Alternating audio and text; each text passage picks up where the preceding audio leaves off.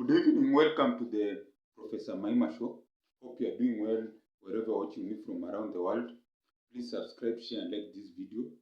So today, I want to talk about something that's very interesting here in Kenya. So I was going in the morning to a supermarket to buy some things.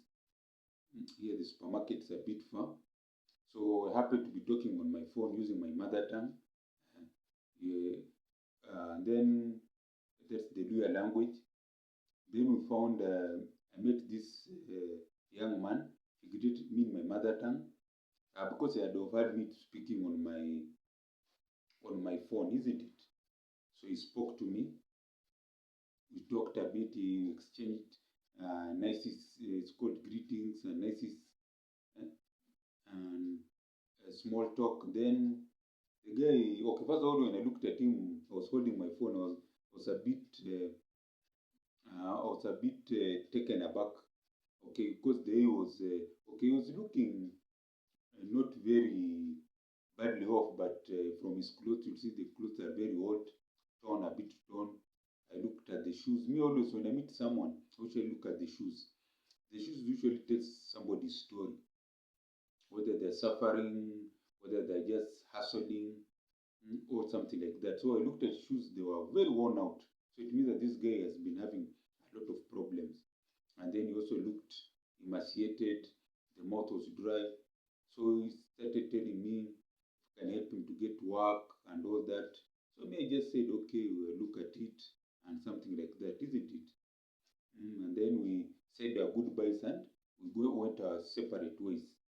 That's why I'm talking about Kenyan skills, Kenyan skills scarcity, Kenyan skilled jobs scarcity. In fact, it should be Kenyan skilled jobs scarcity. Kenyan skilled jobs scarcity. There's a scarcity of jobs for the young people, more so in terms of skills. And the reason I'm saying scarcity of skilled jobs is because the people who want to invest, maybe want to build, more so the construction sector, want to build houses, or they want to invest in the real estate area. But when they look around, they cannot really find good workmanship. Like how can we say? Okay, we have architects are doing well, but things like, let's say, plumbers, masons, painters, they're very few. Because the young men these days don't want those jobs. They want easy money, where they go and do this called border taxis, motorcycle taxis. When they started, people were earning young a lot of money because there were very few of them. These days, there are very many. So people are even charging very less. They are making less money. So what happened with this motorcycle taxis or borders? Usually, someone buys a motorcycle and then on loan, and then he loans it to a young man to go and work. Okay, employs the young man to go and work, and then he gets the money from that motorcycle. That's one way. Another way, a young man, maybe a young person, gets some loan, gets the motorbike on loan, and tries to make money to pay the loan so that he wants the motorcycle and starts earning profit. But 9 out of 10 doesn't happen because they don't make enough money to pay back the loan. There's a lot of accidents in the border sector.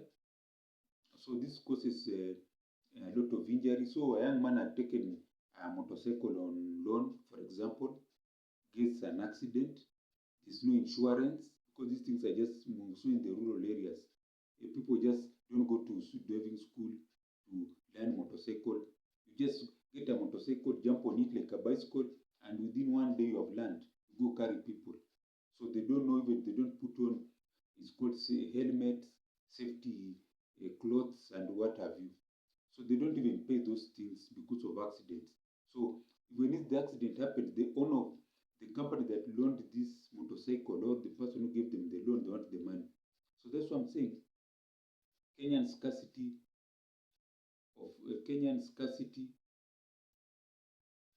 Kenyan skilled jobs scarcity, Kenyan skilled job scarcity. Yes, there's a scarcity. So what if these young men and women, this is just my thinking, learn some skills? So the argument will be they don't have money. But these young men come from areas where they have farms, where there's half an acre, 1 acre, 2 acres. Hmm? Find a way of making that farm productive so that you earn subsistence, but also get something to sell from the farm. You can sell some chicken, you can sell some eggs. It can be gradual. Go and learn a skill. And also the county governments can help this. County governments should invest in vocational training colleges that offer subsidized courses, whereby let's say if a young man cannot pay the full course, which maybe is going for $200, the county government covers half, and then the other half the young man can raise. That can really help.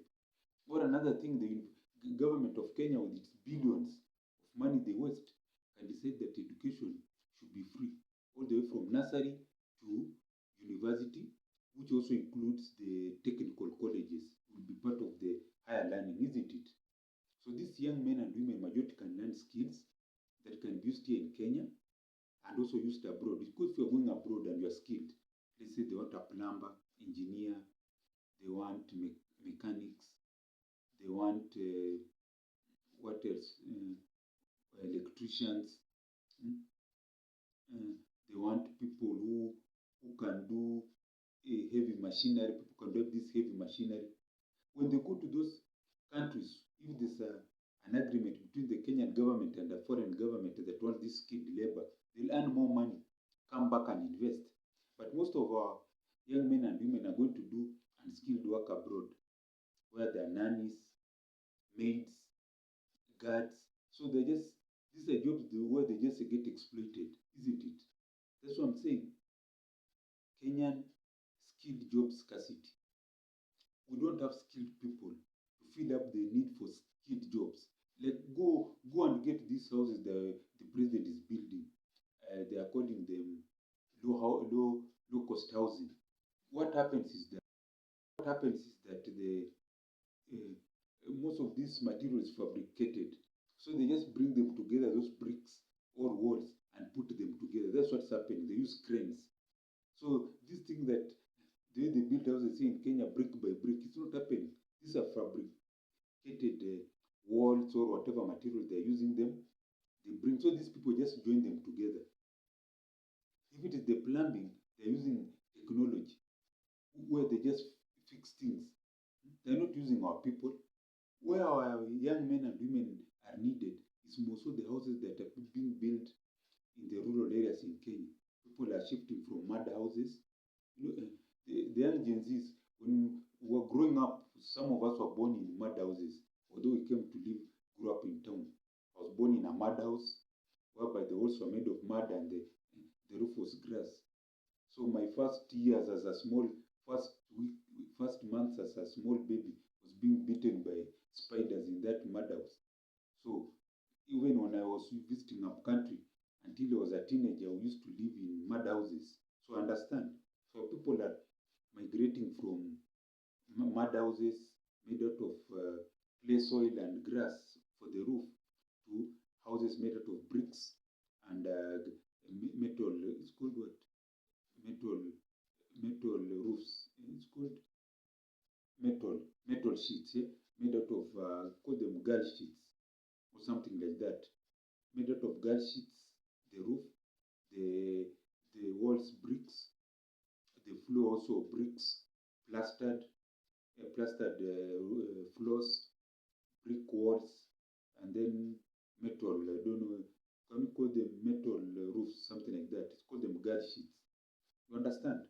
So that's why I'm saying Kenyan skilled jobs scarcity. Kenyan skilled jobs scarcity. I think that should be Kenyan skilled jobs scarcity. Kenyan skilled jobs scarcity. There's that scarcity of these skilled jobs where young men and women are not getting those skills that are needed. Like now, if that young man I met in the morning, I could have easily just encouraged him to go and learn a skill, try and raise money. You are a man, he's a man, he has to fight. Raise money that he can use to learn a skill, whether it's plumbing, because these days I've seen plumbers are being paid well. Just to do a small job, someone gets 300, is what? Gets even $30. That's a lot of money. That's a lot of money. $30 per day minimum. Even let's say $20, that's 2,000. If you work for 30 days, that is what? 30 days, that's $600. That's over according to that's over 70,000 Kenya shillings. Someone earning $700, 70,000. The average salary here in Kenya is around 50,000 Kenya shillings, the average gross. So you are even better than someone who's working, who's a graduate, who's working, isn't it? That's what I'm saying. Kenya skilled job scarcity. So this scarcity has to be remedied. The remedy for it is more skilled training for these young men and women so that they can work here in Kenya, they have said, and abroad. They can open their own companies. I know a young man who learned these things of electrician repair.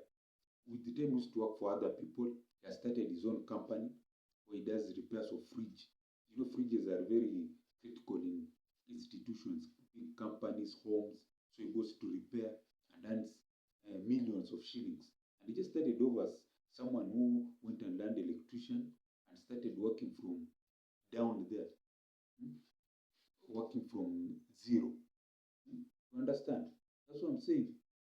Skilled, that's what I'm talking about. Kenyan skilled job scarcity. If we move on to skills, that's when we can move and ensure that the country develops. Not like the way now we have a situation whereby we have many young men who are jobless, women, they are jobless, and because they're jobless, they just roam around trying to get like that job. That young man wanted a job to be to a security guard in a home. But these days, someone cannot just get anyone, a stranger like that. They want someone who they have reference and all that. You see, even him, he wants a job where he sits and gets paid money in a homestead, maybe being it's called the farm manager, something like that, where he will call them the shamba boy. You see him, that was his mindset then. So, which is good because it's a good job. You don't have to pay rent, you don't pay bills, but you're giving good service, looking after the home, security, working on the farm. But how many jobs are there like that? Very few. So there's no opening. And even if someone gets it, they will want to give it to a close relative because of security and and all those things, isn't it? So now, that's what I'm saying. We need to get skills training in this country. We have to find a way. I see our president talking about online jobs, or people should go outside. How do you send your people outside? It means you have failed as a leader. The first job of a leader is to make the country safe, to make the country prosperous, and the country attractable to foreign investors. You don't see Trump saying Americans should go and live in other countries. In fact, he doesn't want people to come to America. He wants companies to come to America, and he wants Americans to stay in America and prosper, isn't it? So our president keeps on talking about these foreign jobs, manual jobs, with no skills training. Me, I said if you make Professor Mahima the president of Kenya, I'll convert Kenya into one big shamba. Crop farming, cattle keeping, value addition, fish farming, what else? Anything. It's called what? Cash crops, whether sugar cane, cotton, you name it. Value addition industry, supply chains, retail, marketing online, and make our universities go fully digital. I want our university to offer short courses around Africa, so that the university sector in Kenya is just not a place whereby the government pumps in money. It's like the university sector, higher education in Kenya has become a liability, relying on the taxpayer, it's called the finance, relying on the Kenyan government to survive. I want the higher universities, first of all, to offer education and training, both physical and virtually, so that they earn money, more money to support themselves, and also money for the Kenyan government. I also want them to create, they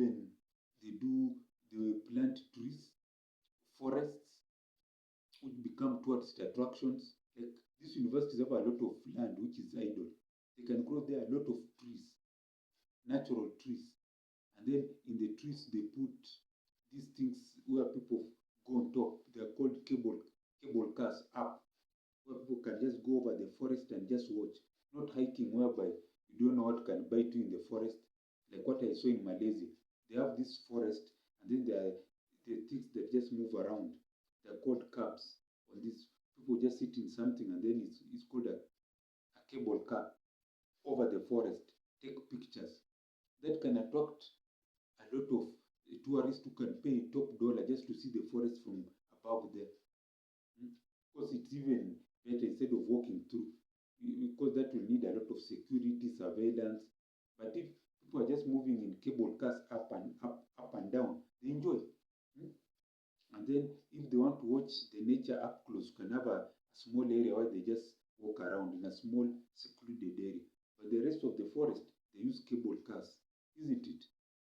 So this is the Professor Maima show. I want to pray for you watching me that you have a long life and become rich and prosperous, not only you, your children, grandchildren, and all your generations.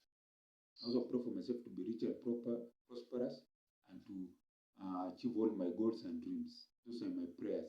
So, as I always say, Goere Kwanana Goere.